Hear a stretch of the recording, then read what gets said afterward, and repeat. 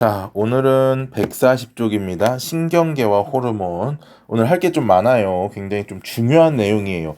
그리고 이 내용들은 고등학교 때도 똑같은 내용이 또 나온다라는 거 좀 반드시 기억해 두셔야 됩니다. 자, 첫 번째, 신경계입니다. 신경계.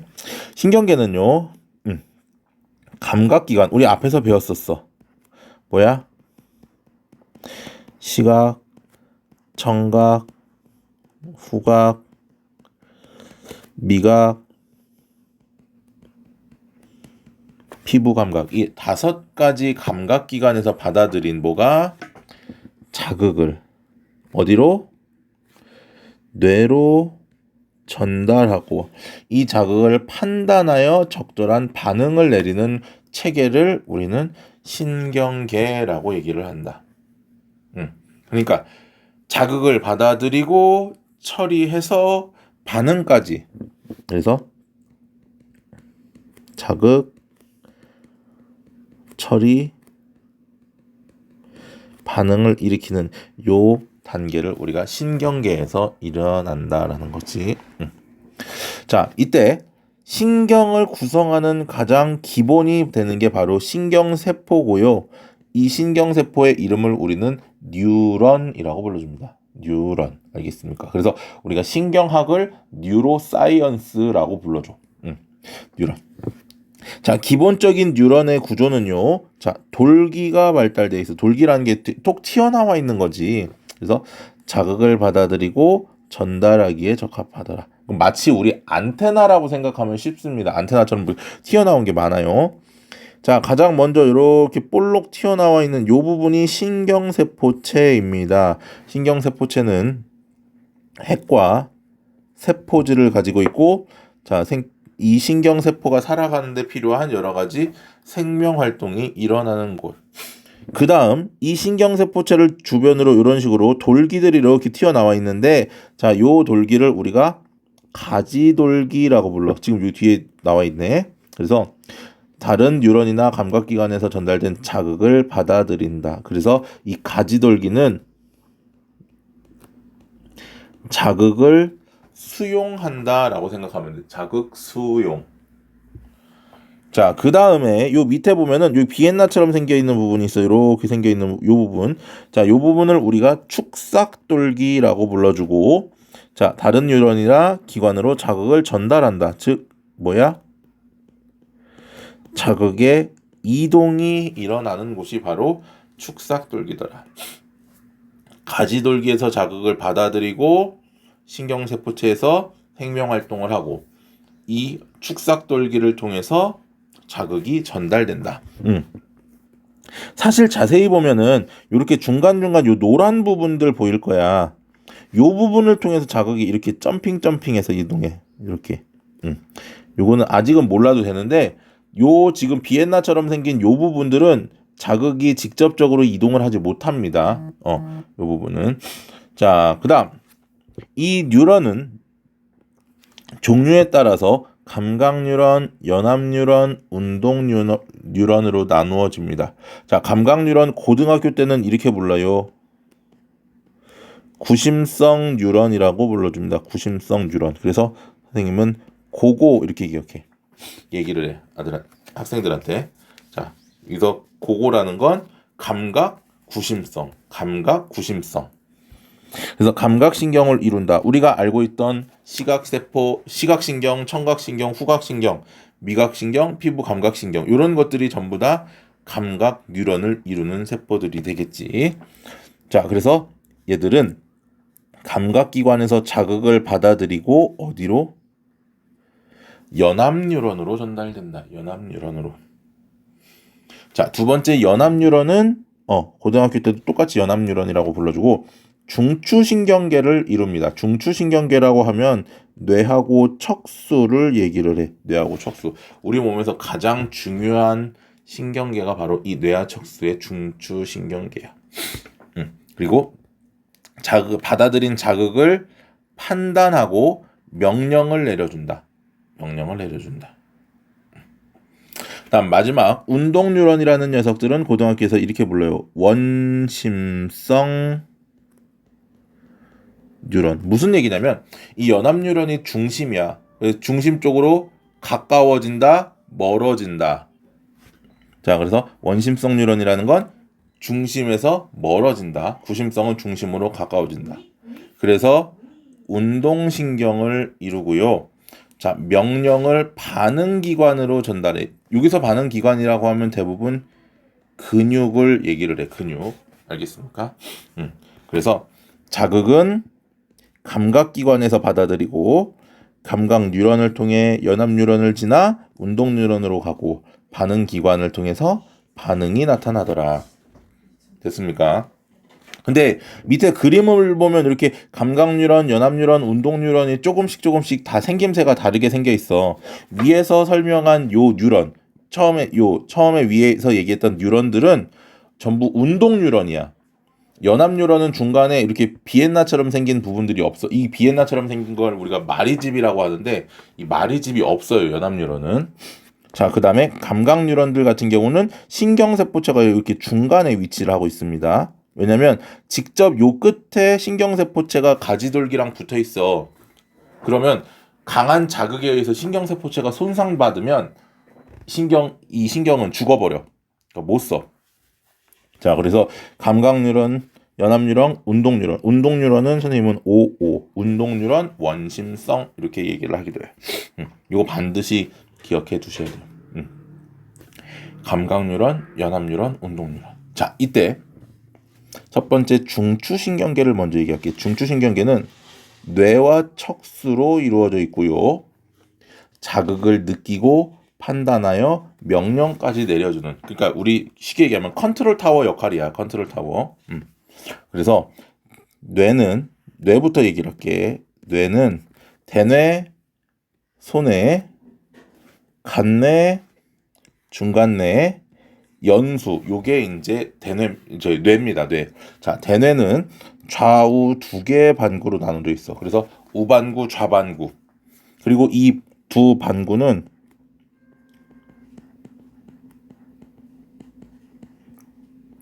신경이 교차됩니다. 어디에서?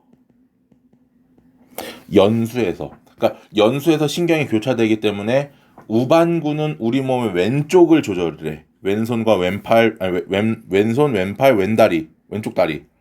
좌반구는 오른쪽, 오른손, 오른팔, 오른다리. 이쪽을 조절을 해. 그래서 이 대뇌가 예를 들어서 좌뇌가 고장이 나면 오른쪽이 마비가 올 수 있고 우뇌가 고장 나면 왼쪽이 마비가 올 수도 있습니다. 그래서 신경이 교차되어 있기 때문에 오른쪽과 왼쪽이 서로 반대로 연결되어 있더라. 그다음 자극을 느끼고 판단하고 적절한 신호를 내리더라. 그래서 우리 몸 감각과 운동을 조절하더라. 감각을 담당하는 부분을 감각령, 운동을 담당하는 부분을 운동령 이렇게 얘기를 하고요. 자, 기억, 추리, 학습, 감정 등 정신활동, 고등 정신활동 등을 담당을 합니다. 그러니까 주로 사람이 잘하는 것들이 이런 대뇌에서 나타나는 거예요. 사람은 대뇌가 특히 발달했기 때문에. 동물들에 비해서 대뇌가 사람이 특히 많이 발달했기 때문에 이런 고등 정신활동들이 더 뛰어나더라, 사람이. 그래서 선생님 요 대뇌에다가는 항상 이렇게 붙여. 사람 대뇌. 그러니까 마치 백범 김구성 선생님처럼 우리가 코만 알아도 이게 기능이 뭐구나라는 걸 알 수 있다라는 거죠. 사람 대뇌라는 건 대뇌가 하는 작용들이 대부분 사람의 작용이다라는 거. 두 번째 소뇌로 갑니다. 소뇌는요 자기 뒤통수에 주먹만하게 있습니다. 그래서 근육 운동을 조절하고 자세와 균형을 유지해. 우리 청각에서 있었던 반고리관과 전정기관 있지. 반고리관과 전정기관이 바로 이 소뇌와 연결돼 있어. 그래서 선생님은 얘를 평형소뇌 이렇게 불러. 평형소뇌. 우리 몸의 평형이라던가 아니면 자세 이런 것들을 조절하는 게 바로 평형소뇌더라라는 거. 됐나요? 물론 얘들 근육 운동 조절하는 건 대뇌하고 같이 해. 그래서 우리가 의지대로 움직이는 뭐 손가락을 까딱까딱, 목을 까딱까딱, 다리 움직이는 거 근육 운동들 전부 다 대뇌와 소뇌가 같이 하는 반응이더라. 자, 그래서 사람대뇌, 평형소뇌. 그 다음에 간뇌는요, 항상성 간뇌라고 불러. 항상성 간뇌. 그래서 체온이나 체액의 농도 등을, 즉 우리 몸의 상태를 일정하게 유지시켜 주는 거고, 이 유지시켜 주는 작용이 바로 항상성입니다. 항상성. 우리 몸을 항상 일정한 상태로 유지시켜 준다. 됐나요? 그 다음에 중간뇌. 눈 중간뇌. 자, 눈의 움직임이라던가 동공 홍채의 변화를 조절하는 역할을 하는 게 눈 중간뇌. 중간뇌의 역할이지. 자, 그래서 자, 사람대뇌, 평형소뇌, 항상성 간뇌, 눈 중간뇌. 그리고 무슨 연수? 자, 생명연수라고 선생님은 얘기해. 생명연수. 이 생명연수라는 건 심장박동, 호흡, 소화운동 같은 뭐야? 이 생명유지 활동을 조절하는 거고, 그 다음에 기침대책이 눈물 분비처럼 얼굴에 무조건 반사. 얼굴에서 일어나는 이런 반응들을 우리가 뭐라고 불러? 얼굴에서 일어나는 무조건 반사라고 얘기를 해. 됐나요? 매우 중요한 내용입니다. 자, 생명연수. 자, 지금 여기 얘기한 요 5개가 바로 뇌야, 뇌, 대뇌. 아, 대뇌라네, 뇌. 자, 그 다음에 이제 척추 속에 위치하는 게 바로 척수야, 척수. 척수는요, 뇌와 말초신경 사이에서 신호를 전달하는 통로인데, 결국 무슨 얘기냐면 이 척수는 우리 몸의 반응을 조금 빠르게 하기 위한 게 바로 척수야.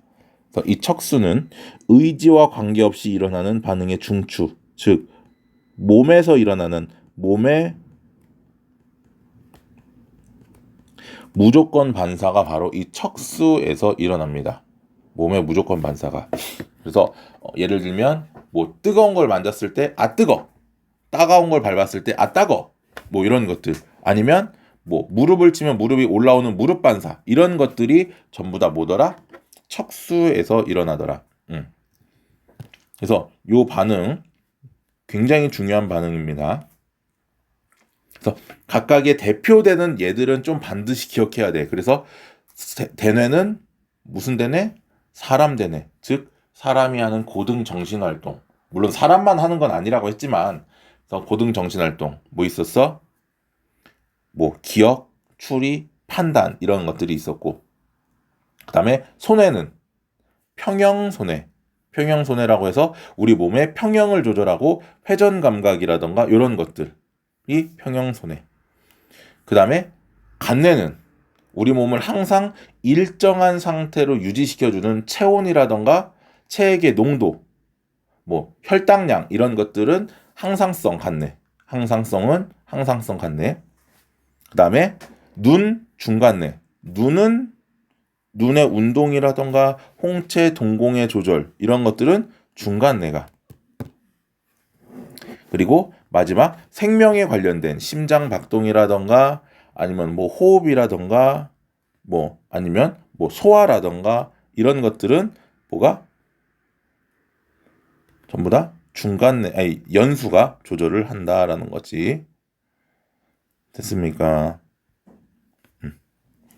자, 그리고 이 연수 같은 경우는 얼굴에서 일어나는 재채기, 기침, 하품, 눈물, 콧물 이런 것들, 얼굴에서 일어나는 무조건 반사. 이거는 뭐 내 의지대로 되는 것들이 아닙니다. 이 무조건 반사는. 반면에 척수는 몸에서 일어나는 무조건 반사들. 그래서 뭐 뜨거운 거나 따가운 거를 피하는 회피 반사라고 불러주고, 회피 반사. 그리고 또 무릎을 때렸을 때 무릎이 올라오는 무릎 반사. 그리고 오줌이라던가 똥을 싸는 배변, 배뇨 반사. 이런 것들은 척수가 조절을 한다. 자, 이게 이제 중추신경계입니다. 중추신경계라는 게 우리 몸의 가장 중심에 있어서 굉장히 중요한 요소로 작용하는 거지. 그 다음이 말초신경계인데요. 이 말초신경계는 감각신경과 운동신경으로 나누어집니다. 감각신경과 운동신경. 그래서 얘들은 온몸에 퍼져 있고요.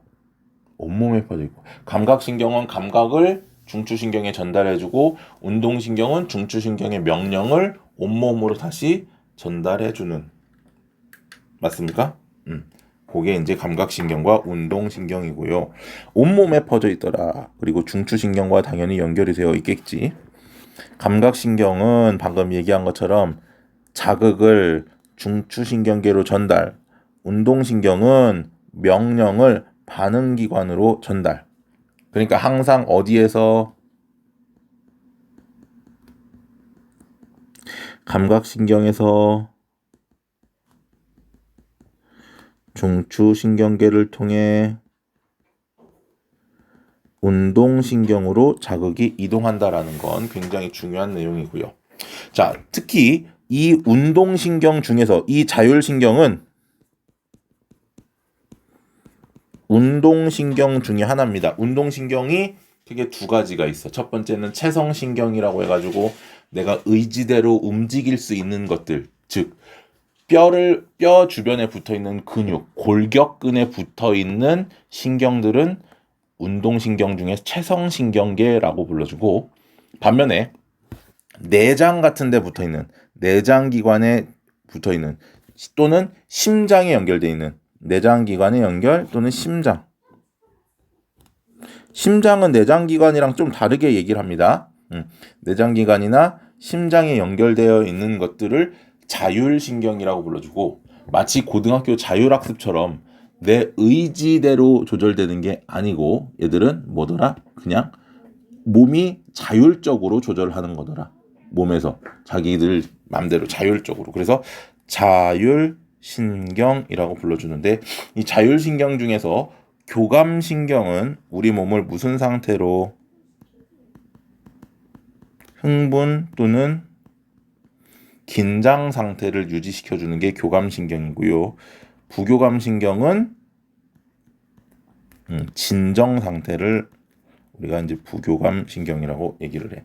그래서 흥분하거나 긴장하게 되면 동공이 커지고, 호흡이 빨라지고, 심장도 빨라지고, 소화는 안 되고. 부교감은 반대로 전부 반대지.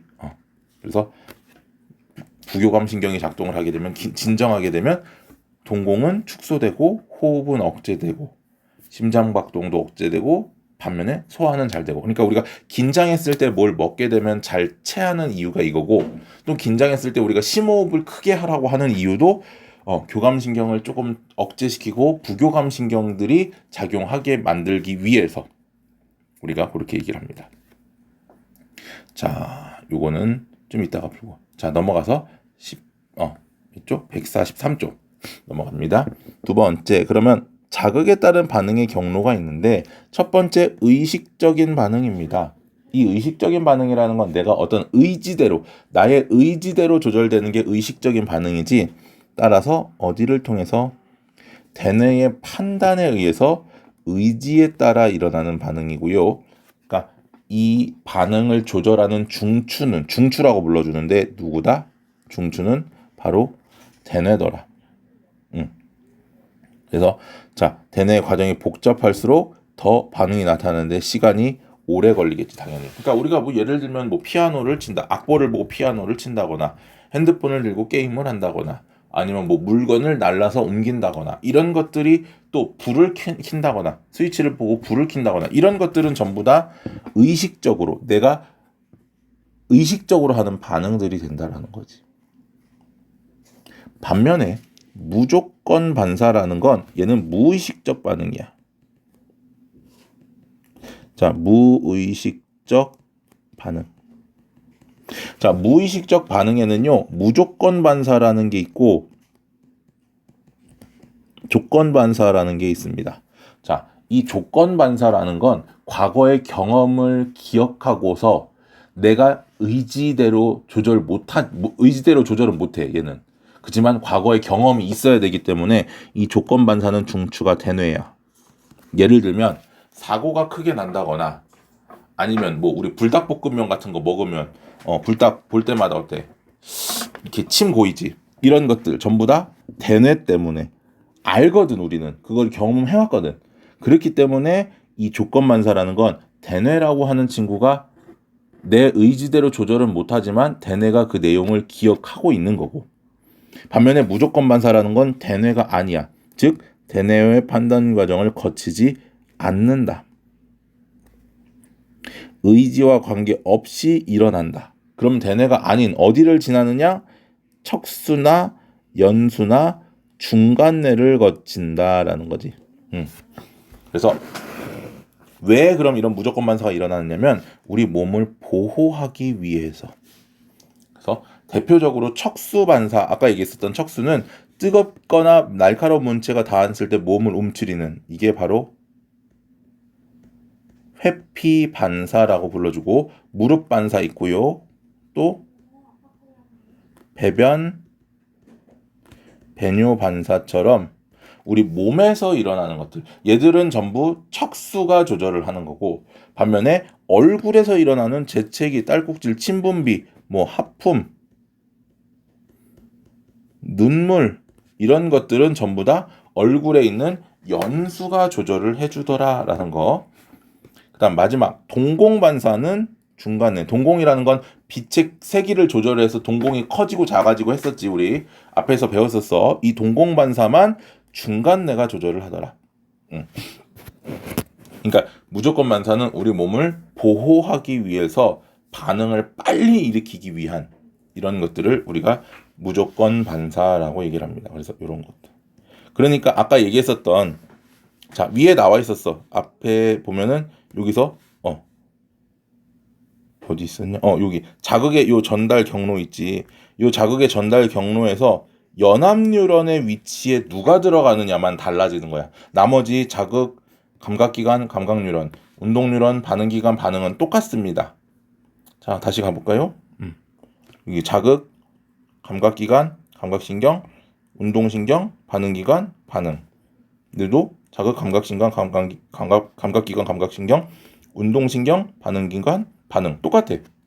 다만 중심에 있는 거, 얘는 대뇌와 척수를 거치는 거고 얘는 척수를 거치더라. 왜? 머리에서 반응을 해도 몸을 움직이려면 척수를 지나가야 돼. 몸을 움직이기 위해선 척수를 반드시 좀 지나가더라라는 거죠. 몸이 아니고 얼굴을 움직이는 거. 예를 들어서 음식을 먹고 입에서 꼭꼭 씹어 먹는 것들은, 얘들은 척수를 지날 필요는 없지. 얼굴에서 움직이면 되는 거니까. 뭐 눈을 깜빡깜빡 거린다거나 윙크하는 것도 척수로 갈 필요 없고, 그러니까 몸을 움직이는 것들은 전부 척수를 지나야 된다라는 거지. 알겠지요? 다음 넘어가서 이제 호르몬. 사실 이 단원이 외울 게 굉장히 많아. 그래서 선생님이 요거 호르몬, 잠깐 다음 장에 또 있나?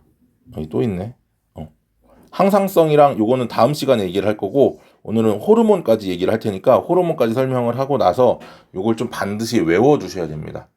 그래서 조금 일찍 끝내줄 테니까 남은 시간 동안에 요거 지금 앞에 했던 내용들을 반드시 외워 두세요. 얘들은 고등학교 때 똑같이 나옵니다. 아니 조금 더 어렵게 해서 더 나오지 사실. 자, 호르몬이라는 건 특정한 세포나 기관으로 신호를 전달하는 물질을 우리가 호르몬이라고 불러. 신호를 전달하는 물질. 그래서 이 호르몬은 첫 번째, 내분비샘에서 혈액으로 분비된다. 즉, 뭐 땀샘, 침샘 이런 것처럼 분비관이 존재하는 게 아니야. 분비관이 따로 없어요. 분비관 없이 어디로? 그냥 혈액으로 분비된다. 그러니까 혈액 주변에 이렇게 스며드는 거야. 이 호르몬들이 혈액 주변에서. 그다음 두 번째, 자 혈관을 통해서, 혈액을 통해 온몸으로 이동을 하게 되고요. 특정 세포나 기관에 작용한다. 아무 데서나 작용하는 게 아니고 작용하는 기관이나 세포가 정해져 있어요.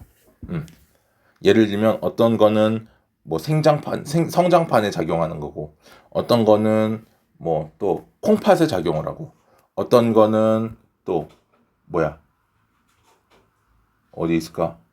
생식샘에 가서 작용을 하기도 하고. 그래서 뭐 이자에 가서 작용하는 애도 있고 콩팥에 가서 작용하는 애들도 있고 아니면 그냥 온 몸에 있는 세포들에 작용하는 것도 있고 그래서 특정한 세포나 기관에서만 작용하는데 그 세포들을 우리가 표적세포 또는 표적기관이라고 불러죠. 예를 들어서 콩팥에 작용하는 애는 콩팥에서만 작용하지 다른 데 가서는 아무런 기능을 하지 못한다라는 거야. 세 번째, 적은 양으로 큰 효과를 나타낸다. 이 적은 양을 우리가 미량이라고 불러주고요. 많아도 문제야. 많으면 과다증. 적으면 오히려 결핍증. 많아도 적어도 우리 몸에 문제가 발생할 수 있더라. 알겠습니까? 자, 그다음 넘어가서 이제 내분비샘이라는 게 호르몬을 만들어내는 그런 부분들을 우리가 내분비샘이라고 불러주고 거기에서 분비되는 호르몬과 그리고 엔드 호르몬의 기능까지 조금 반드시 기억해 두셔야 됩니다. 첫 번째 내분비샘은 뇌하수체입니다. 뇌하수체는요 크게 전엽과 후엽으로 나눠집니다. 전엽과 후엽으로 나눠주는데 요 두 개 생장 호르몬과 갑상샘 자극 호르몬은 전부 전엽 거야. 전엽에서 나와. 그리고 이 항이뇨 호르몬은 후엽에서 나와. 여기가 살짝 이렇게 사실 나눠져 있어. 이렇게 이런 식으로 크게 두 개로 나눠져 있는데 앞쪽에 좀 큰 부분, 눈 쪽을 향하고 있는 부분이 전엽이고 뒤쪽에 좀 작은 부분이 후엽입니다. 그래서 전엽에서는 크게 생장 호르몬하고 무언가를 자극하는 자극 호르몬들이 분비가 됩니다. 대표적인 거 두 개만 나와서 지금 생장 호르몬, 갑상샘 자극 호르몬 두 개만 나와 있는데 이거 외에도 부신 겉질 자극 호르몬, 뭐 생식샘 자극 호르몬, 뭐 또 뭐 있을까? 젖분비 자극 호르몬 이런 것들이 전부 다 이 뇌하수체 전엽에서 나와요. 이제 여성의 생리 주기에서 이제 배란을 유도하는 그런 호르몬들도 여기 뇌하수체 전엽에서 분비가 됩니다. 그리고 뇌하수체 후엽에서는요 항이뇨 호르몬이라고 해가지고 여기서 말하는 항이라는 말은 억제하다, 저항하다 이런 뜻이고 이뇨라는 말은 오줌을 만든다라는 얘기야. 그러니까 항이뇨 호르몬은 오줌을 만드는 걸 억제한다. 즉 항이뇨 호르몬이 분비되면 오줌의 양이 줄어드는 거야. 그래서 얘들은 콩팥에서 작용하더라. 자, 생장 호르몬 당연히 몸의 생장을 촉진하겠지. 생장 호르몬이 많이 분비되면 과다증에 의해서 거인증이 나올 거고 또 적게 분비되면 생장 호르몬이 적게 분비돼서 소인증이 될 거고. 그다음 생장기 이후에 이 생장 호르몬이 많이 분비될 수가 있어. 예를 들면 선생님처럼 이렇게 다 큰 뒤에 생장 호르몬이 많이 분비되면 귀나 코, 손, 발 이런 데가 커져. 키가 크는 게 아니고 그걸 말단 비대증이라고 불러. 그래서 많아도 문제, 적어도 문제더라. 그다음 요 갑상샘 자극 호르몬 굉장히 중요합니다. 갑상샘 자극 호르몬요 티록신의 분비를 촉진시켜 주는 겁니다.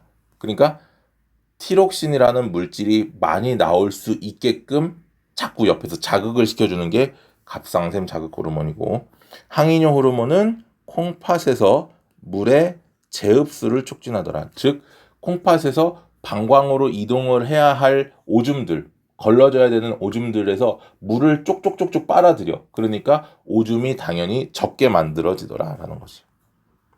이게 뇌하수체에서 분비되는 호르몬들이고요. 밑으로 내려가면 목 부근에 갑상샘 우리 그 목에 이제 이렇게 볼록 튀어나온 부분 있잖아. 남자애들 이렇게 사과 삼킨 거 이게 사과 걸렸다고 하는 그 부분 성대 거기 주변으로 이제 갑상샘이라는 게 존재하는데 이 갑상샘에서 분비되는 호르몬은 티록신이라는 호르몬입니다. 위에서 갑상샘 자극 호르몬이 분비됐었지 이 갑상샘 자극 호르몬이 분비되면 얘들이 갑상샘을 자극해서 티록신이 많이 분비가 되는 거야. 근데 이 티록신은 언제 많이 분비가 되냐면 우리 몸에 에너지를 많이 필요로 할 때 또는 추울 때 그래서 뭐를 세포 호흡을 촉진하더라. 세포호흡. 세포호흡이 촉진된다는 건 에너지가 많이 발생하더라라는 거야. 에너지가 많이 발생한다. 그지? 그래서 추워서 체온이 낮아서 춥거나 아니면 뭐 운동 같은 걸 해서 체온이 에너지를 많이 필요로 해야 되거나 이럴 때 그래서 갑상샘에서 티록신이 많이 분비되면 보통 우리가 살이 좀 잘 안 찌고 반대로 티록신이 적게 분비되면 살이 좀 많이 찌고 요런 특징들도 좀 있어요. 그 다음은 아드레날린, 부신에서 나오는 건데 부신도 사실은 겉질과 속질이 있는데 고등학교 때는 그걸 다 배워. 갑상샘 말고 부갑상샘이라는 것도 있고 이런 거 다 있는데 고등학교 때 배우는 거니까 지금은 넘어갈게. 부신에서는 에피네프린 또는 아드레날린이라고 하는 물질이 분비가 되는데 잘 아는 것처럼 얘가 분비되면 심장 박동이 촉진되고 혈당량이 증가하고 혈압이 상승합니다. 즉 언제? 긴장 상태에서 조금 자주 나타나는 현상이 바로 이 아드레날린, 긴장 또는 흥분 상태에서. 그래서 심장 박동이 촉진되고요. 또 혈당량이 증가해. 혈당량이라는 게 혈액 속의 포도당의 양을 우리가 혈당량이라고 불러. 그리고 혈압도 상승하더라. 심장 박동이 빨라지기 때문에 혈압도 세진다. 자, 요거 굉장히 중요하고요. 얘도 중요합니다. 이 항이노도 중요하네. 생장 호르몬 빼고는 거의 다 중요하다고 보면 돼.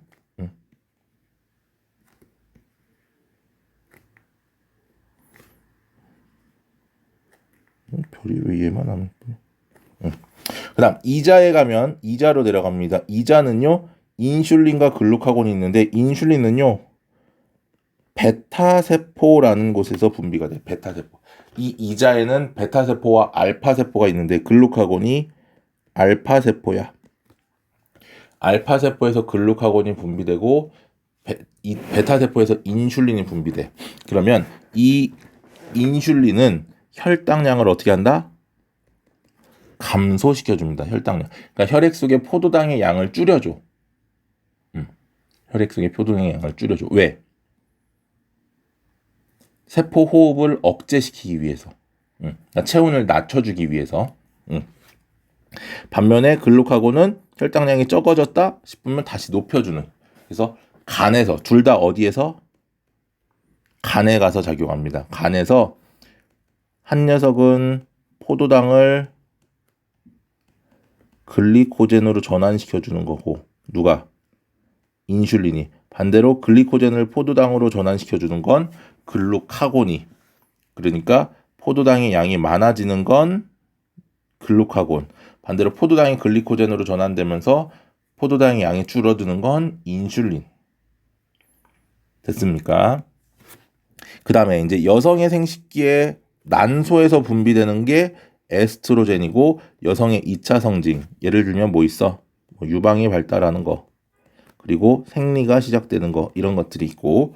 자, 테스토스테론이라고 하는 정소는 남성 호르몬의 종류고 남성의 2차 성징. 뭐 변성기라던가 뭐 털, 수염 이런 것들이 자라기 시작하는 것들이 바로 이렇게 호르몬의 종류가 되겠지. 됐지요? 자, 그 다음 요거 하나만 더 얘기를 할게. 자, 이제 호르몬 관련 질병입니다. 호르몬이 많아도 부족해도 문제라 그랬어. 생장 호르몬이 부족하면 소인증, 많으면 거인증. 그리고 성장기 이후 선생님처럼 이렇게 나이가 들었을 때는 말단 비대증이 된다 그랬고. 자, 티록신도 마찬가지로 티록신이 결핍되면 갑상샘 기능 저하증이라고 해서 에너지를 쉽게 만들어내지 못한다.